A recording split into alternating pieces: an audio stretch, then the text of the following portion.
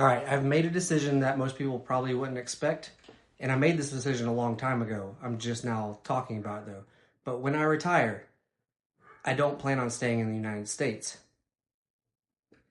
This isn't political, it's not emotional, and it's definitely not impulsive. I've had this plan for the last 10 years on what I wanted to do in retirement post military.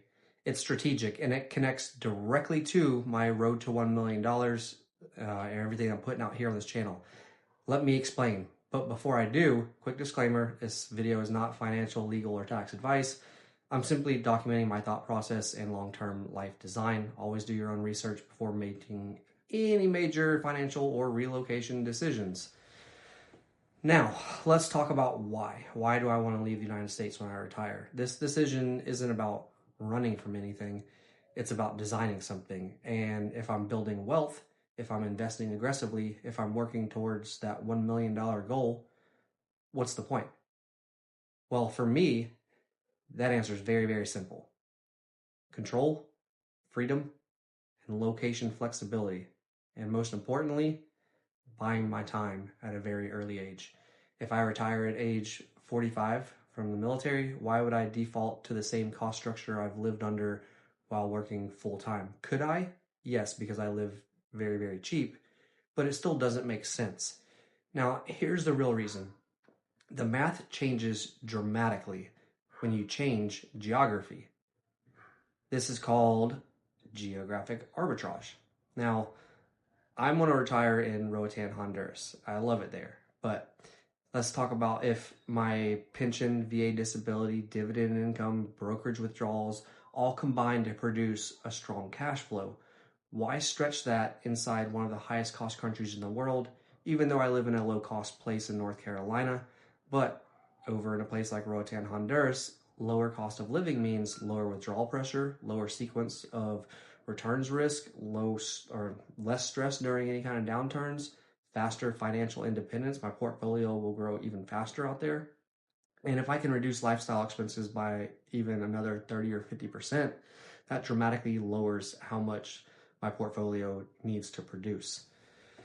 Now, that also will protect compounding for long-term wealth that I can pass down to my children. That protects flexibility. And I've been looking heavily at Roatan for the last 14 years. Why? Well, the ocean lifestyle, I love it, and I love diving. It's a very slow pace of life there, island time, lower cost structure, international diversification, access to the United States whenever I need down into Miami. I've been traveling there for 14 years for vacations and going diving, and it's my favorite place in the world. I absolutely love it there. I love the island life. I love just not needing to be anywhere. And here's the key. I don't need more stuff. I want more experience. And when you build wealth intentionally, you start optimizing for those things: peace, simplicity, time, and health, not square footage and accumulating more things. And living in a low cost place also affords me the freedom to travel to even more places. Now, let me address the elephant in the room. Why not just stay here? You live in North Carolina. It's cheap. You already invest half of your income. Well, retiring in the U.S. is absolutely possible. I could do it, but it is still expensive. Healthcare costs, property taxes, insurance, lifestyle inflation pressure. Heck, on Roatan Island, like, people barely have cars there. That's a luxury. And here's something people don't talk about. When you retire in a high-cost system, you're forced to generate more income. More income equals more risk exposure. More exposure equals more stress.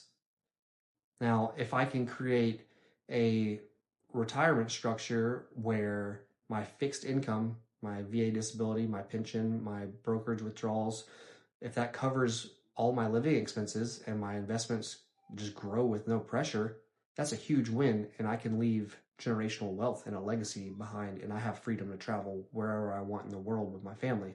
I'm not saying I'll never live in the United States again. That's not the point. The point is the optionality that it gives me.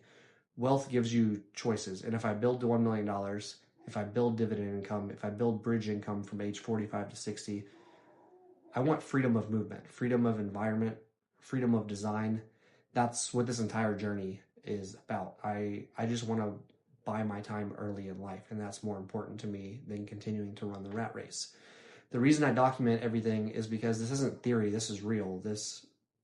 Every margin payment, ETF allocation, every dividend dollar, every contribution. I'm documenting it here. And it's building towards a designed life, not just a portfolio milestone.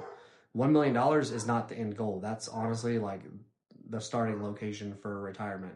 My location freedom is the end goal with a large portfolio. This decision didn't happen overnight. It came from studying cost structures down there, modeling retirement scenarios in good and bad markets, understanding tax efficiency in the different accounts that I have, designing income bridges, which is what we're doing with that income account that I've just started and showing you guys. Wealth without intention is just accumulation. Wealth with intention becomes leverage, and that's what I'm building.